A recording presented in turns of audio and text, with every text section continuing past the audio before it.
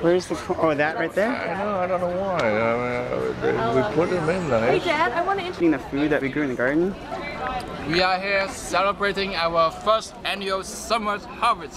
Oh, first. So we're finally eating the food that we grew in the garden. Exactly. We've been planning this for a long time, and we just have a couple of thank yous to hand out to certain people that have made this event what it is today, which is just wonderful to see all of you here. We want to thank a bunch of our volunteers. Marsha, Jermaine, they're responsible for cooking. Jermaine is Marsha, the sous chef. I want to thank Heidi Arthur, somewhere here. Oh, here we go, thank you. I want to thank the Reverend Johan for letting us have this amazing space.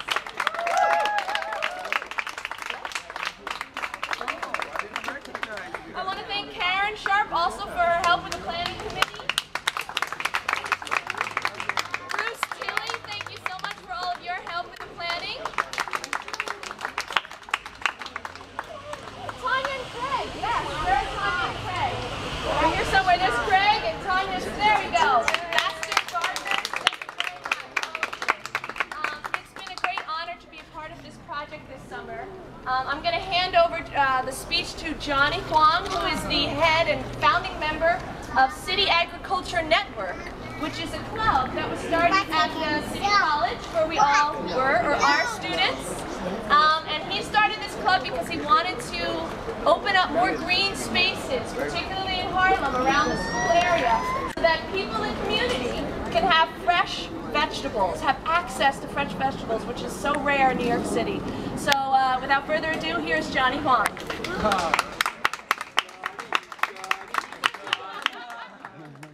So everyone, thanks for coming. I hope you all enjoy the food and hopefully enjoy the drink. And there's a saying. There's saying that behind every successful man, there is an irreplaceable woman. And there's a smart woman. And I'm so lucky that I can find that woman, which is bad. She's irreplaceable and she is truly amazing. Bringing us all together and have this great event. But also I have a small confession. Behind me, behind this successful event, I have more than just one woman. I have a lot of support from a lot of women, a lot of men, a lot of students. And because of your support, sacrificing your time, come here on every Wednesday and Saturday, we make this happen. We make this a true community event. So I usually consider myself just a bloody warrior to fight for the good cause. But in order to make things happen, you guys have to participate and you make it. And you guys are the kings, the queens, the prince and the princess of the community, because your participation make everything that wonderful. So what's my further? Yeah. Also today I want to thank Congressman Rangel for coming here today. And I was an intern at his office like early this year, and I didn't meet him I don't met him like 3 or 4 times, during my internship.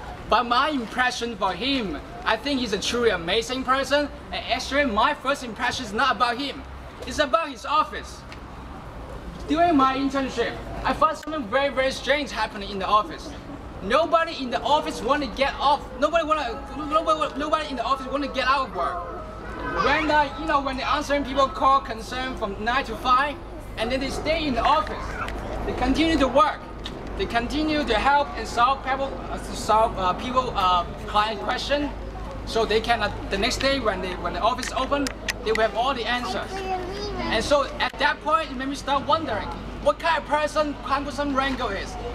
For every great team, there must be a great coach. And on March 13th, when the days, I finally realized what kind of person Congressman Rangel really is.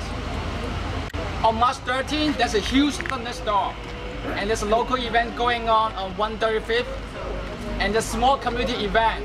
It's about helping people to get a job, to start a small business. And at that day, hurricane hitting New York City. If you look back to the weather report, you will find it. glass trees is collapsing and see windows broken. So when I get to the event, I heard people say they invite Congressman Rangel. I said, no way, I'm happy to show up. Because that is a truly scary day. But then a man in a raincoat show up. He take off his yellow raincoat and everybody's shocked because everybody see Congressman Rangel actually deliver his promise. And he's coming, he make a an inspiring speech and everybody cheer up. So at that point on, I think it inspired me to understand what public service is really about. If you he's a congressman for 40 years for the community. He doesn't have to show up in a small community event, but he show up. That means that he truly cares about our community. He actually loves this community and he will do everything he can to fight for to fight for us. So, I just want to say at this point, if Congressman Rangel can come us and share a few words for us, that would be a truly amazing thing that... Johnny, you're something else. I'm sorry to say too much.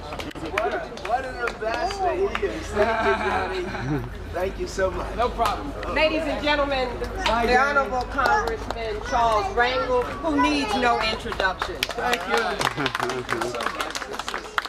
This is such a beautiful picnic, as Johnny said it would be, and even though I've been in the Congress for 40 years, I've been in Harlem for 80 years, and almost half of that is just looking up here in Sugar Hill, seeing what the people up here did.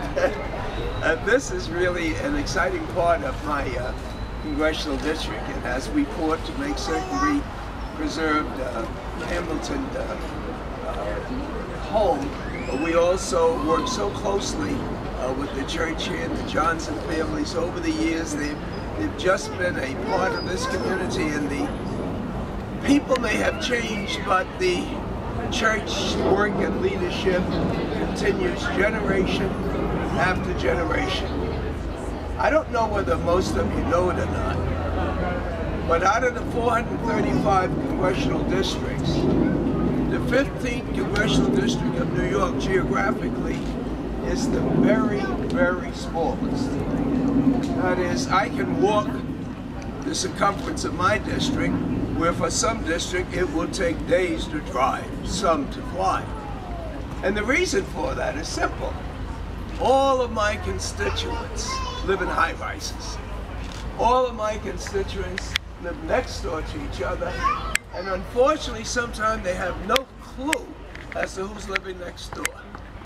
So that is why in July and August in my district there are so many picnics, family days, where people can come out, see their neighbors, see each other's children and grandchildren, and really not have a day of politics, but a day of just friendliness and familyness. And basically, that's what life, as far as I'm concerned, is all about.